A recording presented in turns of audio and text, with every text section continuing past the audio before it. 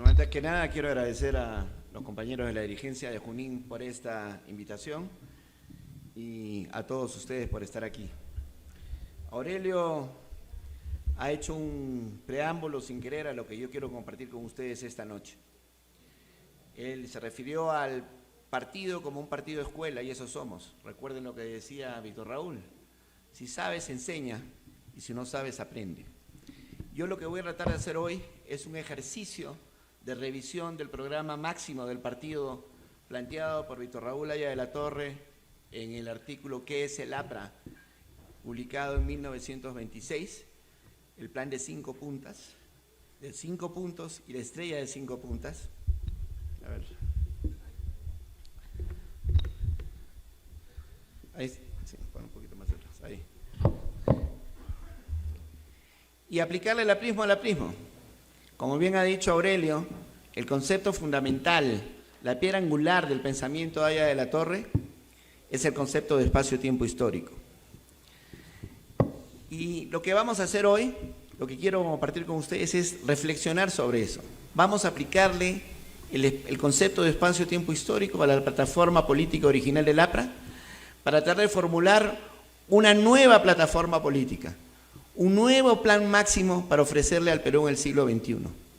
El APRA, a diferencia de otras doctrinas, tiene este elemento maravilloso, es como un algoritmo, como un engine, dirían en inglés, como un motor, que está dentro de la doctrina que nos permite ayornar permanentemente las ideas.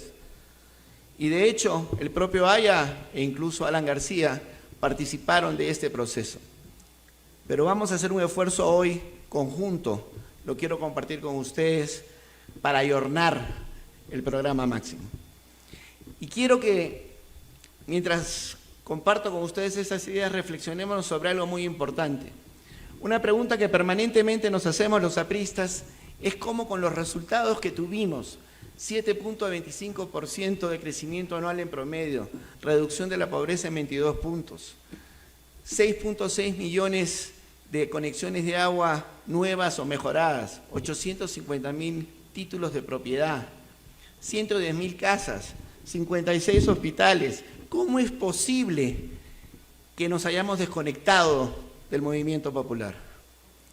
En parte, puede que hayamos tenido alguna responsabilidad en no saber vender eso, pero creo que el principal problema es que caímos en el juego de la caviarada.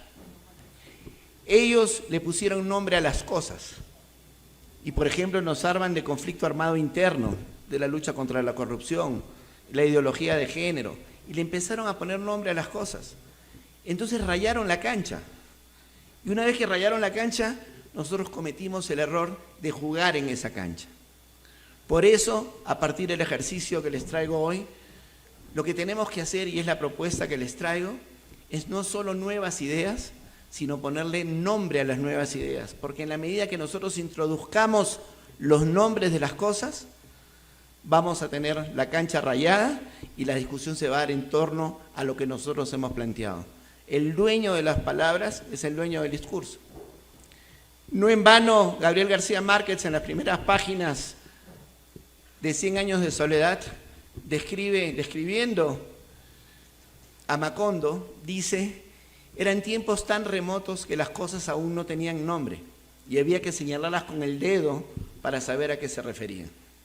Entonces, con eso en mente, con la idea de tener nuevas palabras, nuevas ideas y nuevas palabras, para poder rayar la cancha y poder entrar al debate electoral el 26, permítame compartir con ustedes algunas ideas.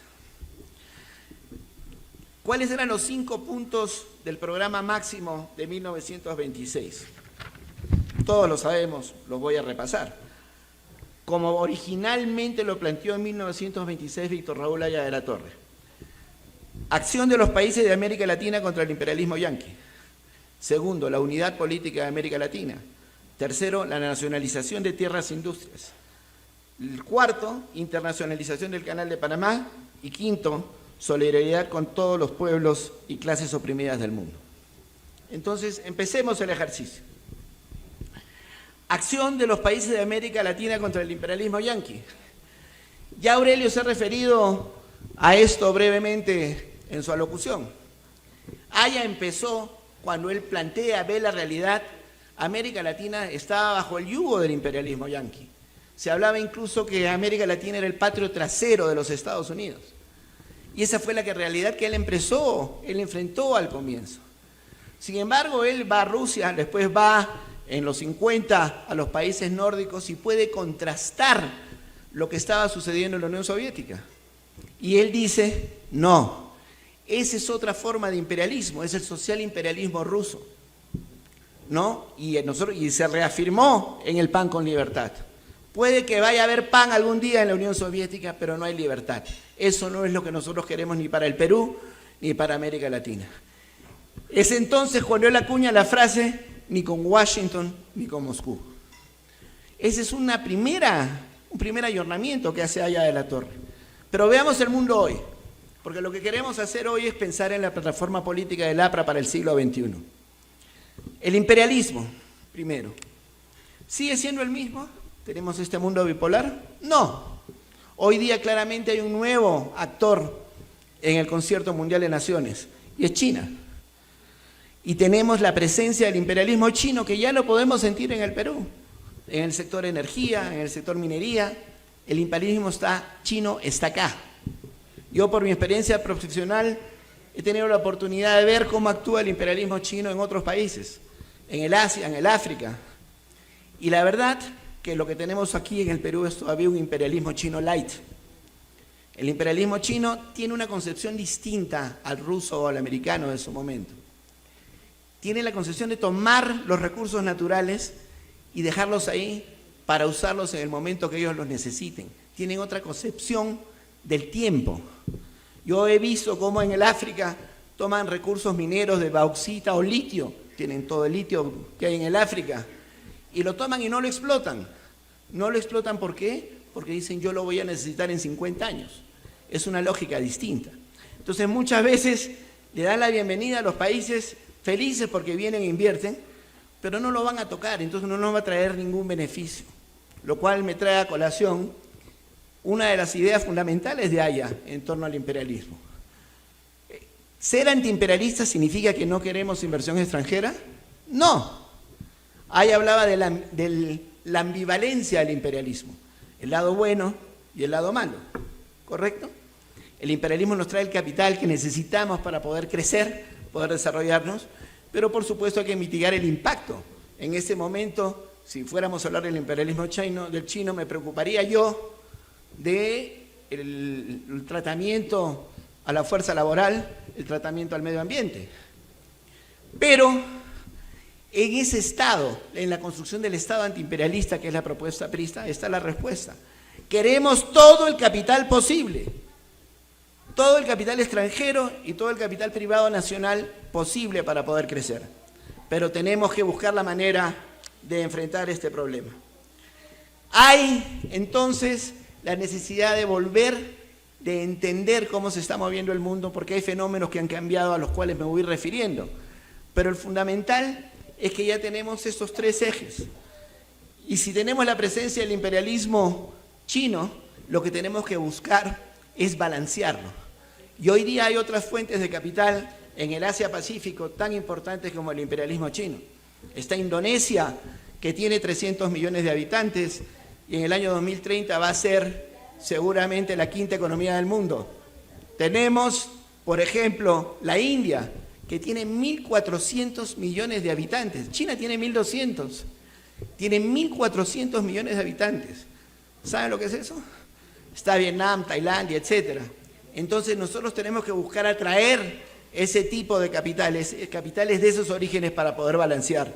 Entonces, ya no es el primer punto acción de los países de América Latina contra el imperialismo yanqui. Hoy podríamos decir acción contra todo imperialismo.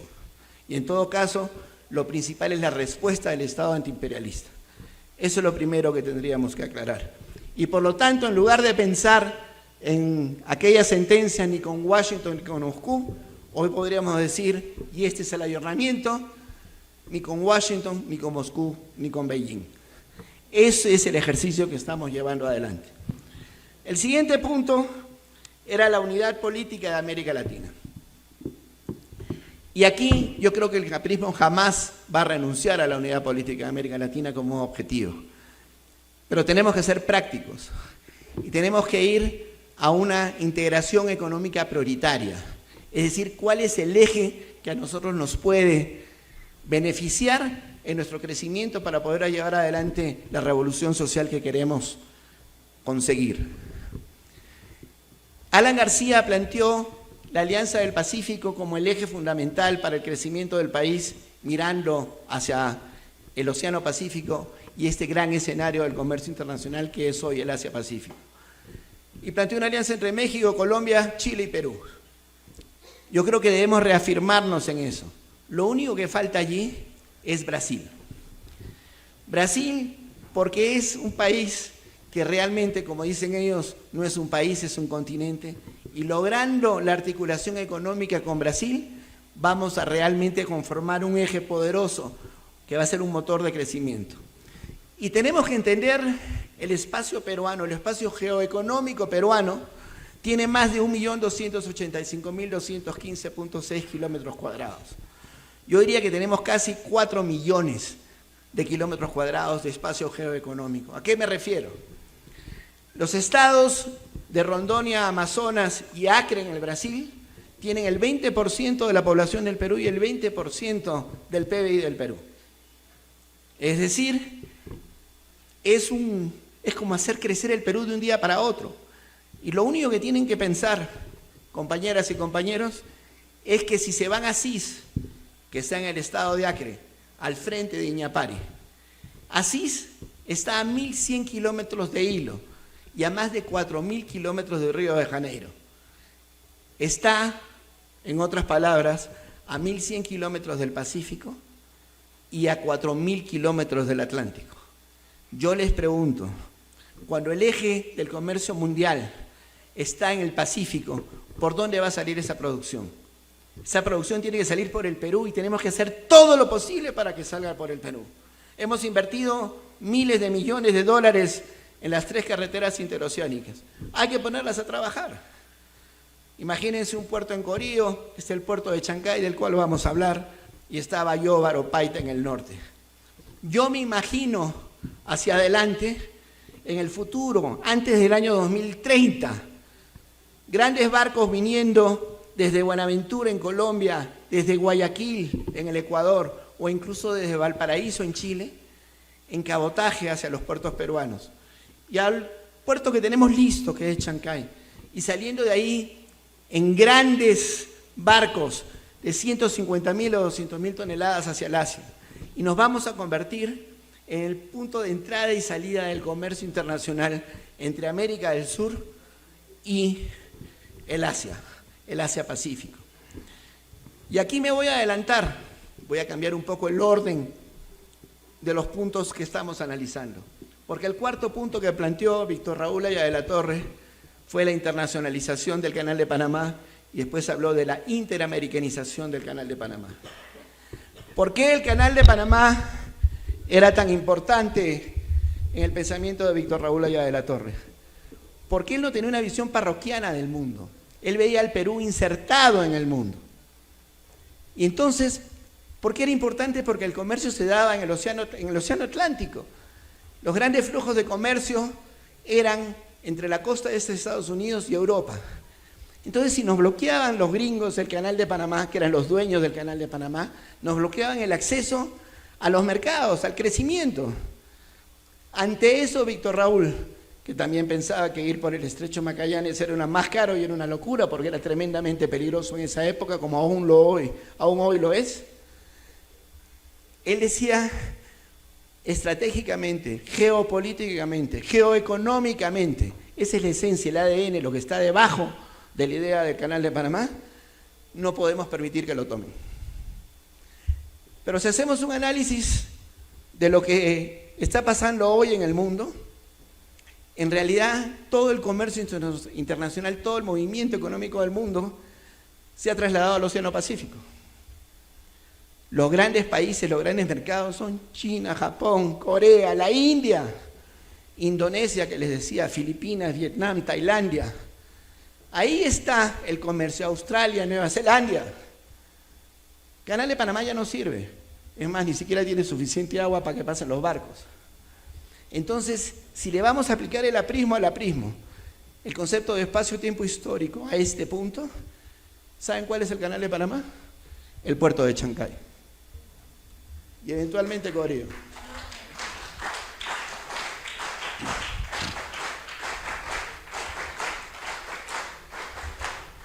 Y esto es lo que tenemos que transmitir, este sentido de presencia en el mundo, es esta aspiración a la prosperidad que tuvimos en los 5 años del segundo gobierno del presidente Alan García.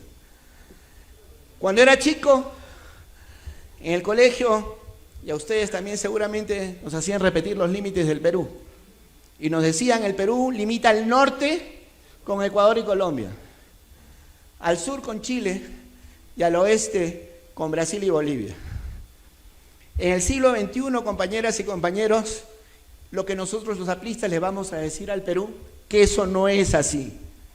Para nosotros los apristas, el Perú limita al norte con Ecuador y Colombia, al sur con Chile, al este con Brasil y Bolivia, pero el Perú limita al oeste con Corea, Japón, China, Indonesia, India, Filipinas, Vietnam, Tailandia. Esos son los límites del Perú.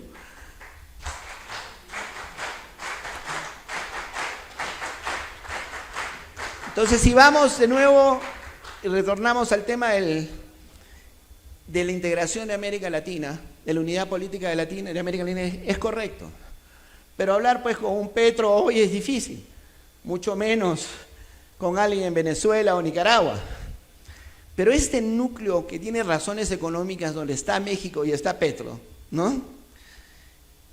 Tiene una lógica que es más fuerte que cualquier discurso político.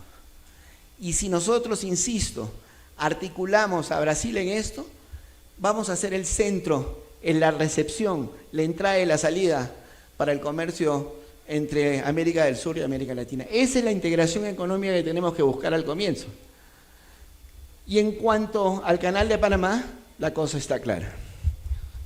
El nuevo Canal de Panamá, en todo caso, para nosotros, es el puerto de Chancay. Quiero referirme ahora quizás al punto que requiere mayor debate y mayor ayornamiento.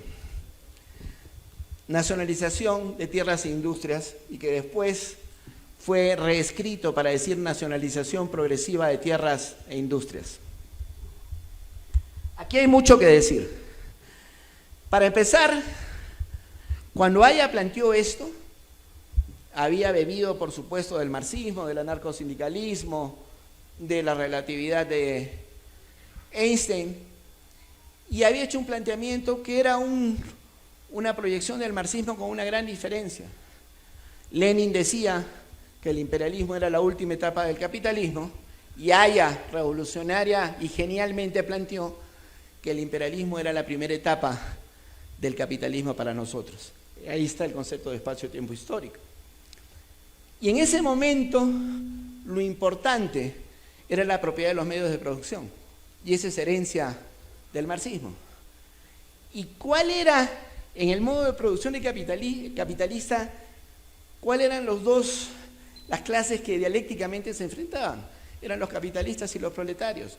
Pero todo esto gira en torno a ¿qué? Al nacimiento de una industria. La industria era el centro de la creación de valor. Hoy la industria no representa nada. O sea, las grandes empresas, las que hoy valen más, como me recordaba ayer mi buen amigo y compañero Humberto Abanto, ¿cuáles son? ¿General Motors, Ford, Volkswagen? No, son Google, ¿no? Son Tesla, son Apple, ¿no? En un auto hoy hay entre 3 y 4% de materias primas, el resto es conocimiento. Entonces, el concepto de centrar esta revolución nuestra en torno a la nacionalización progresiva de tierras e industrias no tiene sentido, ha venido anacrónico.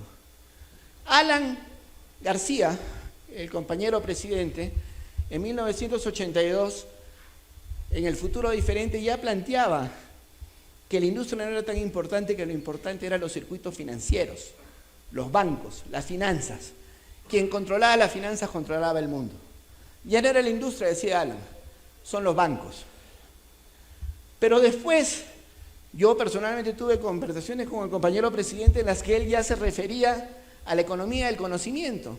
Decía, quienes manejan el conocimiento, quienes tienen la tecnología, quienes tienen la creatividad, son los que controlan el mundo. Entonces vamos a repensar qué es lo que queremos.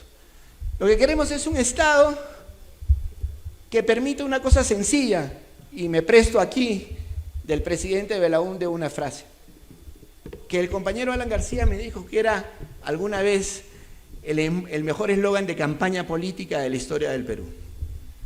En 1980, Fernando Belaúnde planteó como eslogan de campaña algo que nos vamos a tomar prestados, compañeros, porque yo creo que es lo que siente el Perú.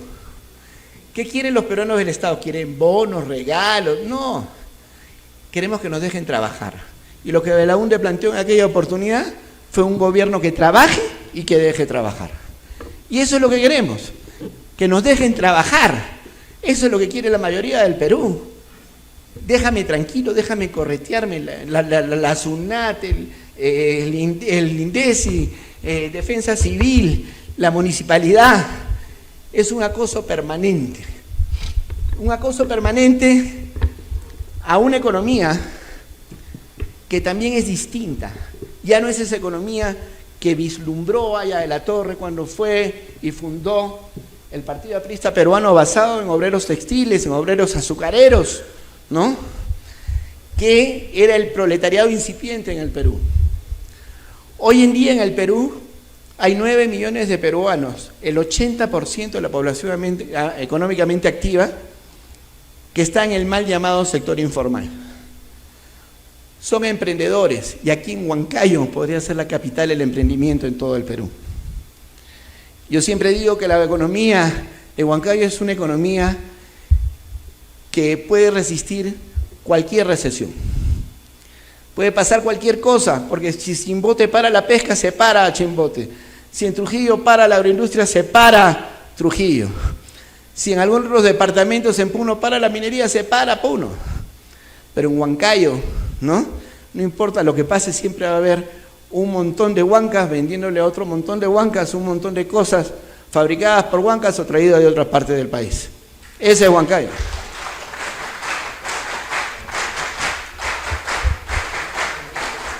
Entonces aquí vamos, ¿por qué digo mal llamado el sector informal? Díganme ustedes, ¿cómo podemos llamar informal a ese sector de la economía que es el 80% de la economía? Lo tratamos como si fuera la excepción. No, es la regla. Entonces aquí tienen un primer concepto que tienen que empezar así cual catecismo a llevar a la gente, a llevar al pueblo. El APRA no habla de informales. El APRA habla del sector formal y el sector normal de la economía. Porque lo normal es eso, es ese 80%. Es un sector que no tiene voz.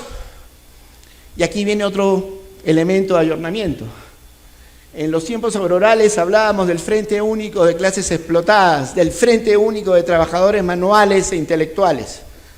Hoy les propongo rebautizar el frente, el nombre del frente. Porque en el espacio-tiempo histórico de hoy, el frente es el Frente Único de Trabajadores, Emprendedores e Intelectuales. Ese es el nuevo Frente Único. Entonces, vayan ustedes entendiendo que soltamos nuevas ideas y le ponemos nombre a las cosas. Ahora, ¿qué esperamos de este Estado, de este nuevo Estado? Para empezar, que funcione. Creo que Aurelio ha dado muy buenas pautas, hay que medir las cosas. Pero creo que hay unos temas fundamentales. El primero es nosotros creemos en una economía de mercado, pero en el Perú no funciona la economía de mercado. Nosotros estamos llenos de oligopolios. Este es el país del club de los oligopolios. Hay un oligopolio en el sector financiero, hay un oligopolio en el sector de seguros, hay un oligopolio en el sector de las farmacias, hay un oligopolio en el sector del cemento, hay un oligopolio en el sector de los medios de comunicación. Donde ustedes pongan el dedo, ahí hay un oligopolio, parafraseando a González Prada. Y eso es, bueno, el de la leche, que ha afectado tanto a la economía de esta cuenca lechera del Valle del Mantaro. Hay un monoxomio, además de un monopolio, o duopolio en todo caso. Entonces, una de las primeras responsabilidades del Estado que nosotros vislumbramos es la lucha contra toda forma de monopolio y oligopolio, porque es la manera de asegurar la competencia. Nosotros no estamos hablando de estatizar la banca, por si acaso, por cualquier topo que tengamos aquí adentro, que hoy día nunca se sabe.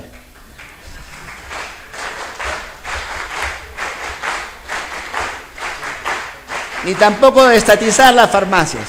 Voy a referirme a esos dos casos rápidamente. En el caso de los bancos, lo que sucede es un robo y asalto a mano armada, ¿no? Las comisiones que cobran. El otro día, como algunos de ustedes saben, yo tengo una propiedad acá y mis hijos crecieron aquí en el Valle del Mantaro.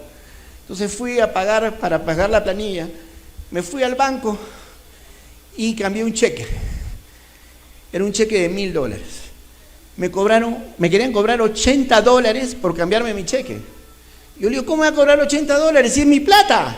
O sea, ¿qué está haciendo? Sacando la plata, es el mismo banco. No, me dijo, cheque de otra plaza. Ah, ¿qué? O sea, en burro viene el cheque, va el cheque, ¿no? ¿No?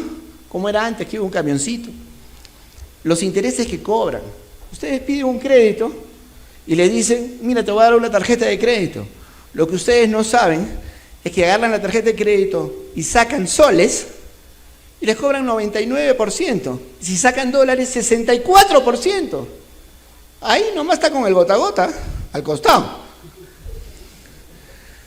Entonces, claro, yo siempre bromeo, ustedes saben que en el siglo XVII había piratas y corsarios. Y la diferencia entre un pirata y un corsario era el corsario tenía una patente de corso que le otorgaba la reina para robar en su nombre otras embarcaciones de otros países. Pero era lo mismo. ¿Saben cuál es la diferencia entre un banco y un agiotista? La licencia de banco. Es la misma que hay entre un pirata y un corsario. El otro día mi hijo se quejaba, ¿no?, de cómo los bancos maltratan en nuestro país por el oligopolio que existe a nuestra gente. Y yo le dije, me dijo, papá, ¿qué hacemos? Le dije, mira, Patricio, un banco es un ladrón con paciencia. Entonces, tú tienes que tener cuidado cuando lidias con eso. Pero ¿cómo se soluciona el problema? ¿Estatizando? No. Vamos a promover la competencia. Hay que reforzar el patrimonio de las cajas.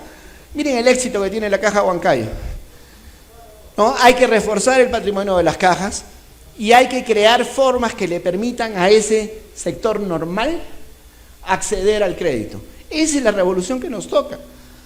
Buscar el acceso del crédito, democratizar el acceso al crédito.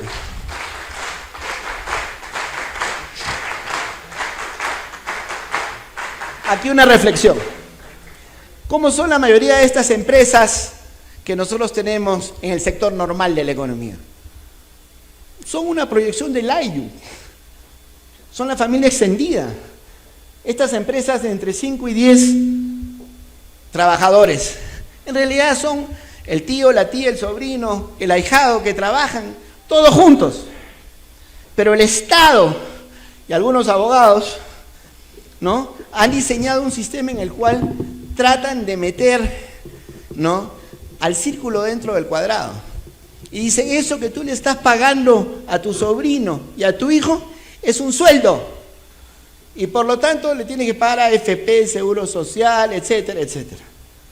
Claro, si se enferma y vas a ir al seguro vas a tener que hacer una cola de 5 días y si tienes una operación esperar 6 meses.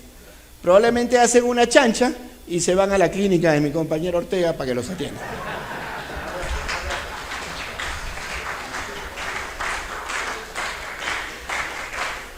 ¿Cuál es la propuesta del APRA? Y aquí, chicos, y los abogados, ayúdenme, porque yo no soy abogado, soy economista nomás. Cuando sea grande voy a ser abogado. Propongo crear la empresa familiar de responsabilidad limitada. Es una nueva forma de organizar una empresa en la cual mi sobrino, mi hijo y mi nuera ya no son mis empleados, ¿no? Son mis socios, ¿no? Son parte de esta sociedad. Y por lo tanto, cuando sacan plata, la sacan como la sacan en las grandes empresas, en las empresas de los ricos, como dividendos. ¿Y cuánto pagan? 4,5%.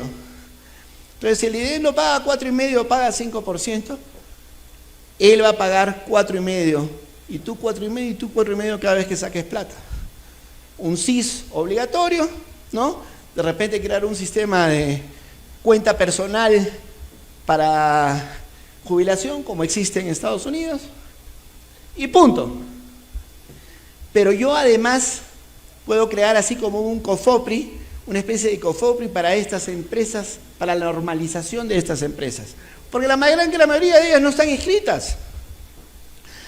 Entonces yo hago una declaración jurada ante un notario y digo, como tiene mi compañero Aurelio Pastor en Tarapoto, su COFIUR, ¿no? Tiene su spa.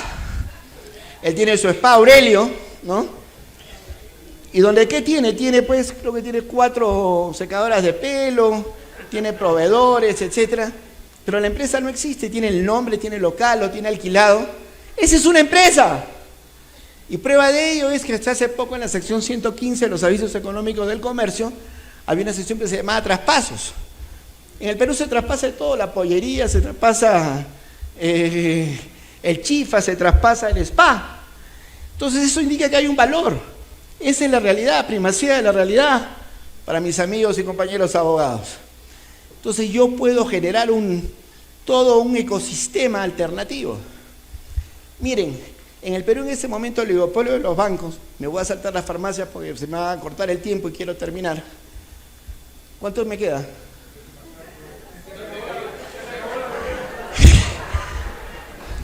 En uso de mis facultades, ¿no? Me extiendo el tiempo.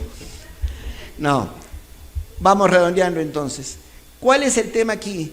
El oligopolio financiero está retrasando el avance tecnológico. Lo retrasa porque tienen que deshacerse de sus oficinas que hay en todo el país, porque lo que viene es el banco en el teléfono, el fintech, la billetera electrónica, y los bancos tal como hoy existen van a dejar de existir en los siguientes 5 años, acuérdense de mí. En Kenia, donde he tenido la oportunidad de trabajar, es un país que tiene 80.000 millones de dólares de PBI, el Perú tiene 200.000. ¿Y qué es lo que tenemos? 46.000 millones de dólares, la mitad del PBI de Kenia, se transa en el teléfono. Kenia, en el África. ¿Y saben qué es lo más importante? Aprueban 80.000 nanocréditos diarios en el teléfono. Necesitas 500 soles, necesitas comprar la fruta en el mercado central para venderla acá o llevar allá. Nanocrédito en el teléfono. Entonces, como hay ese oligopolio, impide y hace lo que se llama obsolescencia planificada. Yo quisiera simplemente referirme a un punto más. Si me da la mesa, me da el permiso. No le queda otra que darme permiso tampoco. O sea que... Miren, este estado, el otro que tiene que ver es un problema, que es el problema de la pobreza extrema, y es otro de los temas que yo creo que el partido le puede ofrecer al país. En el gobierno del presidente Alan García redujimos la pobreza en 22 puntos. Pero había otro fenómeno que era la pobreza extrema. La pobreza y la pobreza extrema son 2 animales distintos. Lo voy a decir en una frase que puede sonar políticamente incorrecta, pero la pobreza la resuelve el mercado. Más inversión, más trabajo y finalmente la gente va saliendo de la pobreza. La prueba, el gobierno de Alan García, 2006-2011. Lo que no resuelve el mercado es el problema de la pobreza extrema. 6%, puede ser entre 1.6 y 2 millones de peruanos a los que el Estado no llega. Y es aquí donde viene una nueva tesis y un producto del análisis aprista. Uno de los problemas que tiene el Perú y que nadie ha dicho y que nosotros tenemos que hacer nuestro es el problema de la dispersión de la población. El Perú tiene 96.000 centros poblados, pero 85.000 tiene menos de 150 habitantes. Y lo más grave es que el grado de correlación existente entre vivir en un pueblo de menos de 150 habitantes y ser pobre extremo es 0,82. En castellano, si usted me dice que vive en un pueblo de 150 habitantes o menos, es pobre extremo. ¿Y qué es lo que pasa? No están conectados al mercado. No importa lo que pase en el mercado. Si usted está allá y no está conectado, por más que crezca el país, porque salvo el crecimiento todo es ilusión, ese sector de los pobres no va a recibir absolutamente nada. ¿Por qué además el Estado no llega? Porque cuesta, y se los digo con experiencia de campo, entre 4 y 10 veces más ponerle agua y desagüe, energía a un pueblo de 150 habitantes que uno de 2000 habitantes.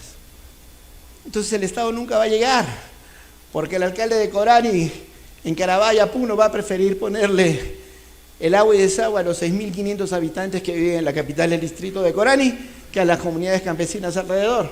Uno, porque tiene sentido económico. Dos, porque si no lo hace la Contraloría lo mete preso. Y tres, porque son más votos. Entonces tenemos que ver maneras creativas de llegar a estos peruanos. Creo que la respuesta está en la acción de la Fuerza Armada. No hay otra manera de llegar. Podría seguir elaborando.